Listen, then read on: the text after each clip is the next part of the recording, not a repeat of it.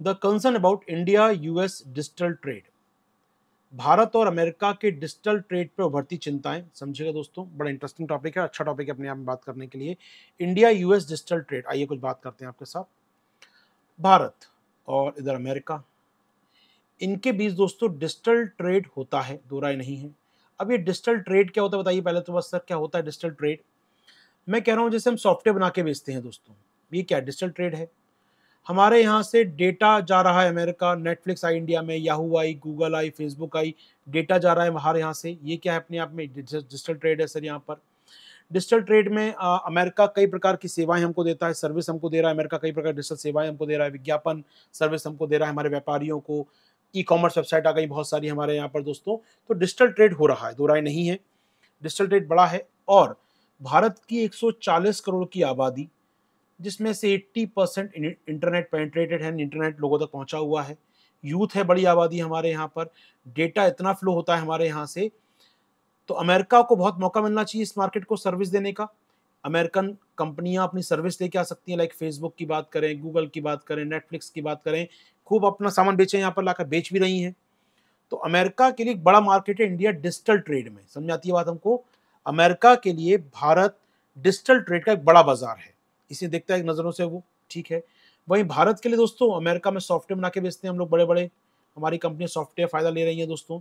हम लोग वहाँ पर कई सर्विस देते हैं, हम प्रोफेशनल्स जाते हैं काम करने के लिए दोस्तों, वीज़ा मिलता है हमारे प्रोफेशनल्स को काम करने का। नहीं, भारत के लिए अमेरिका भी एक बड़ा बाजार है, ठीक है। यानी दोनों देश एक दूसरे को बड़े उम्मीद से देखते हैं, कि यार चलो आओ डिजिटल ट्रेड करें। तो दोनों देश उम्मीद से देखते हैं, लेकिन उम्मीद शटर जब हो जाती है, उम्मीद जब टूट जाती है, कब? जब हम रिजल्ट देखते हैं। रिजल्ट क्या होता है? भारत और अमेरिका का जो डिजिटल ट्रेड है वो इंडिया के पक्ष में झुका हुआ है, और इतना ज्यादा झुका हुआ है कि अमेरिका नाम मात्र का कर पाता है। अमेरिका को घाटा होता है इस ट्रेड में हर साल 27 अरब डॉलर का। ये आर्टिकल का डेटा है दोस्तों, ठीक है। तो यहां पर राइटर बता रहा है जनाब, इतना ट्रेड होने के बाद भी, अमेरिका के इतना बड़ा बाजार होने के बाद भी अमेरिका का माल कमाता है, हमारा माल तो भर भर भर भर भर के जाता है। यानी कि हमको ज्यादा फायदा होता है इस ट्रेड में, अमेरिका को घाटा होता है। और यही चिंता है, जब भी कोई व्यापार घाटे वाला होगा, व्यापार में डेफिसिट होगा, व्यापार वन साइडेड होगा, तो व्यापार सस्टेन नहीं कर सकता दोस्तों। तो वन साइडेड ट्रेड हो या लव या प्यार, कोई भी हो दोस्तों, ट्रेड सर्वाइव नहीं कर सकता। वो बात यहाँ पर लागू होती है। ये जो एक तरफा प्यार है भारत का कि हम माल बेचेंगे तुमसे नहीं लेंगे, ये सर्वाइव नहीं कर पाएगा दोस्तों, ठीक है ना।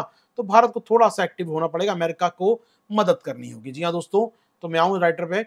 अभी बता रहे हैं हमारे प्राइम मिनिस्टर साहब की यात्रा हुई, बहुत अच्छी यात्रा रही इनकी, ये वो सारी बात उन्होंने कही। यहाँ पर इंडिया टेक्नोलॉजी अगर बात करें, दोनों देशों में तकनीक में काफ़ी सहयोग हो रहा है, तकनीकी सहयोग बढ़ रहा है दोस्तों, दो राय नहीं है। इस बार भी काफ़ी अच्छी डील हुई तकनीक को लेकर, ठीक है, कुछ अच्छे आउटकम भी आए इस बार। लेकिन लेकिन लेकिन लेकिन राइटर कह रहा है द करंट स्टेटस क्या हो, समझिएगा। अगर देखें दोस्तों, इंडिया का सबसे बड़ा व्यापारिक भागीदार कौन बन गया है इस समय? अमेरिका बन गया है। 128 कह लीजिए, 128 अरब डॉलर का ट्रेड है इंडिया और अमेरिका के बीच में। 128 अरब डॉलर का ट्रेड है इंडिया अमेरिका के बीच में दोस्तों यहाँ पर, ठीक है। बड़ा पार्टनर है हमारा यहाँ पर वो। तो लेकिन डिजिटल और जब टेक्नोलॉजी की बात करते हैं, did not emerge as a one of the sector of the forefront bilateral trade. जी हाँ, 128 अरब डॉलर की बात करें तो इसमें डिजिटल जो व्यापार है उसका हिस्सा बड़ा नहीं है, और एक तरफ झुका भी है। अमेरिका की एक एजेंसी है दोस्तों, अमेरिका की संस्था नाम है CCCI है, नाम देख रहे हैं आप लोग, CIA नहीं CCI है, ठीक है।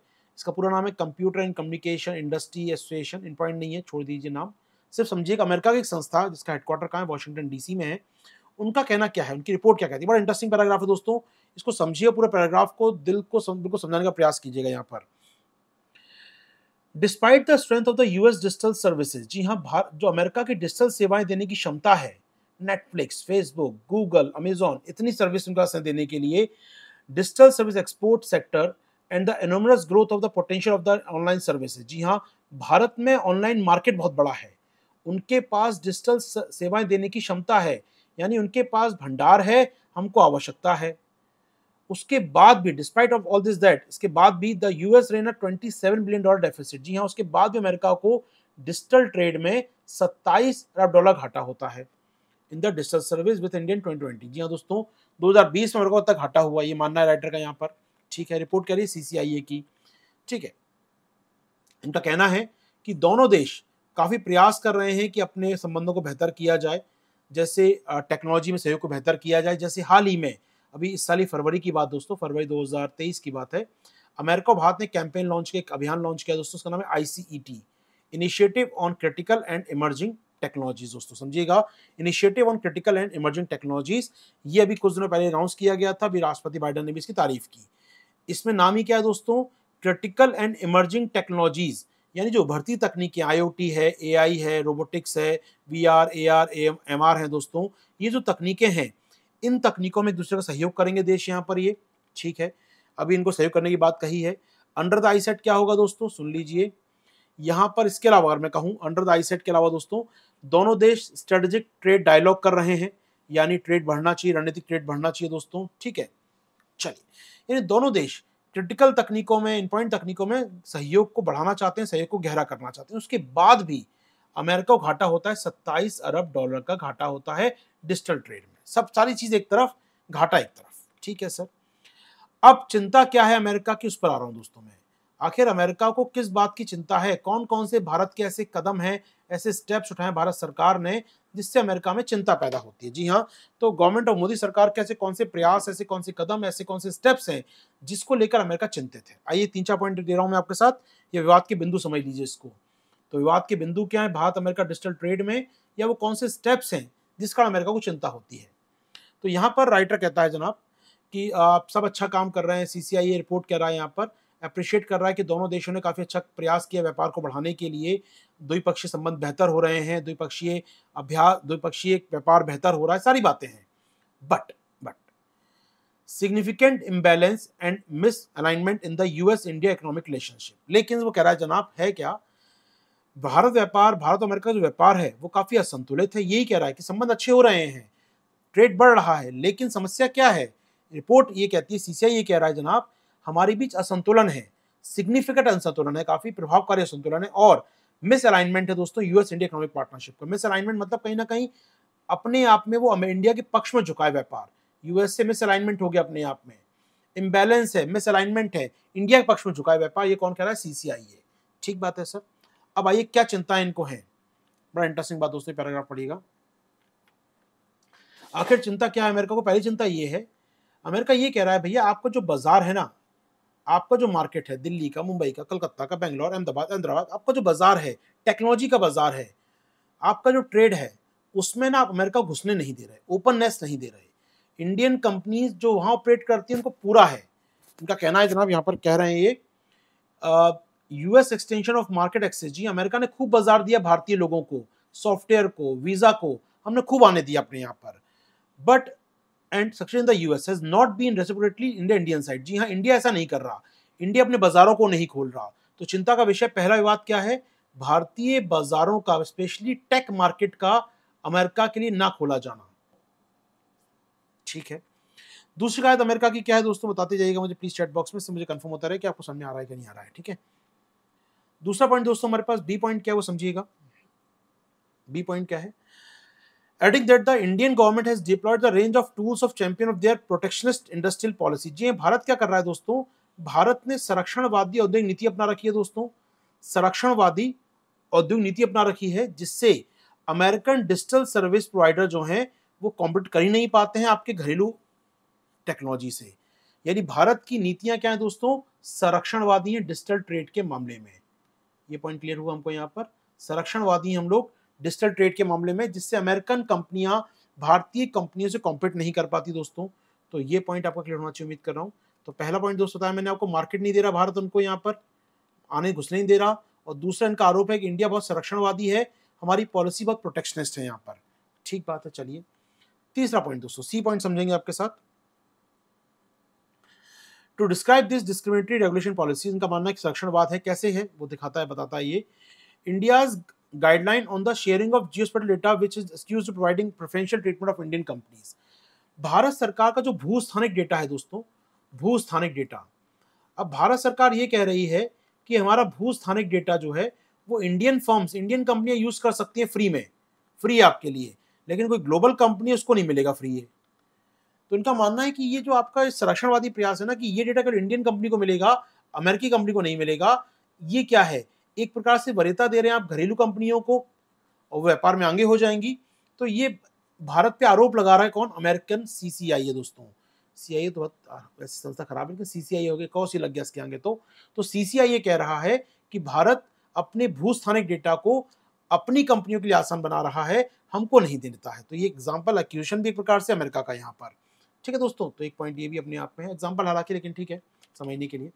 चौथा पॉइंट दोस्तों यहाँ पर इनका मानना है कि कुछ अमेरिका इससे भी नाराज है कि यार इंडिया क्या कर रहा है दोस्तों, डेमोक्रेटिक वैल्यूज को नहीं मान रहा, मूल्यों को नहीं मान रहा। जैसे कि एग्जांपल, डेमोक्रेटिक मूल्यों को ना मानना, सेंसरशिप, ट्विटर वाला अकाउंट आपको याद होगा, ट्विटर वाला केस, गूगल वाला केस आपको याद होगा। तो पॉलिटिकल स्पीच को रोक देते हैं आप, जिससे होता क्या है दोस्तों, अमेरिकन कंपनियां भारत में काम ही नहीं कर पा रही। एग्जांपल ट्विटर का यहाँ पर ले सकते हैं, किस प्रकार इंडियन गवर्नमेंट सेंसरशिप लगा रही है फेसबुक के ऊपर, गूगल के ऊपर, ट्विटर के ऊपर, यूट्यूब पर आप किस प्रकार सेंसरशिप लगा रहे हैं। जिसके चलते होता क्या है, आप पॉलिटिकल स्पीच को रोकना चाहते हैं, which it argues has made it extremely challenging for US companies to operate in India. जी हाँ दोस्तों, तो यहाँ पर भारत सरकार का एक आरोप है अमेरिकी कंपनियों का कि अमेरिका की कंपनियों पर लगती है सेंसरशिप। तो ये हो गया दोस्तों डी पॉइंट आपका यहाँ पर। ठीक है, सी पॉइंट हो गया दोस्तों, बताया मैंने आपको यहाँ पर। सी पॉइंट क्या था अपना, कि आखिर किस प्रकार संरक्षणवादी प्रयास होता है और भारत की कंपनियों को जियो स्पेटियल डेटा यानी भूस्थानिक डेटा पर वरीयता मिल जाती है। आइए दोस्तों और पॉइंट ढूंढते हैं, और क्यों नाराज है अमेरिका यहाँ पर।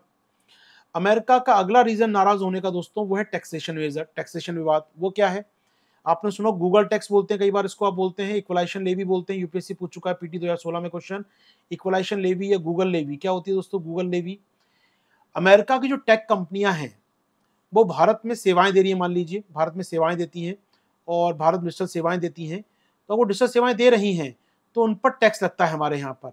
सर्विस वो दे रही है लेकिन टैक्स लगता है। वही वो इंडिया में अगर कंपनी है, वही सर्विस इंडिया की कंपनी दे रही है, मान लीजिए गूगल अपने यहाँ से बैठकर अमेरिका से बैठकर सेवा दे रहा है तो टैक्स लगाएगी भारत सरकार 6%। वहीं गूगल इंडिया में आ गया और यहाँ पर ऑफिस बना के यहाँ सेवा दे रहा है तो टैक्स नहीं लगेगा। तो इक्वलाइजेशन लेवी क्या करती है, अमेरिकी कंपनियों को माल बेचने से, अपनी सेवा बेचने से मुश्किल करती है। जी हाँ, 2016 में लेकर आए थे इसको इक्वलाइजेशन लेवी को हम लोग यहाँ पर। इसमें दोस्तों ये समस्या क्या है, जो रेजिडेंट हैं भारत के, जो देश में कंपनियां हैं, और जो नॉन रेजिडेंट हैं, जो बाहर की कंपनियां बाहर से ऑपरेट करती हैं, उनके बीच एक प्रकार से क्या करता है दोस्तों, टैक्स लगाता है विदेशी कंपनियों के ऊपर ये। तो इससे ऑफकोर्स लेवल प्लेइंग फील्ड नहीं बचती दोस्तों, प्लेइंग फील्ड लेवल नहीं रह जाती यहाँ पर, और वो मुश्किल करता है हमारे लिए दोस्तों। तो यहाँ पर अमेरिका इससे भी नाराज है। पांचवा पॉइंट क्या है हमारा, गूगल टैक्स या इक्वलाइजेशन टैक्स दोस्तों। ठीक है, ये हो गया आपका पांचवा पॉइंट। इसके अलावा कुछ और पॉइंट जोड़ना है दोस्तों यहाँ पर। इसके अलावा हम बात करें, इसके अलावा बात करें दोस्तों, इनका मानना है कि किस प्रकार इक्वलाइजेशन लेवी की बात करें। इसके अलावा हमने देखा आईटी रूल्स। जी हाँ, IT rules, point number 6। IT rules क्या है दोस्तों, हमने आईटी रूल अपनाए हैं और इससे क्या हुआ है, अमेरिकी कंपनियों को, मान लो ट्विटर का ऑफिस इंडिया में, अब उसको महंगा पड़ रहा है ऑपरेशन करना। कारण क्या है, आपने कह दिया भैया आपको गवर्नेंस ऑफिसर तैनात करना पड़ेगा, मैकेनिज्म तैयार करना पड़ेगा, कोई ट्विटर पे कोई बात लिखता है तो उसको फिल्टर करना पड़ेगा आपको। तो ये जो गाइडलाइन सरकार ने 2021 में जारी की थी दोस्तों, इससे चलते हो क्या रहा है, ये सरकार की कुछ प्रॉब्लमेटिक पॉलिसीज हैं, इसको नाराज है अमेरिकी कंपनियां।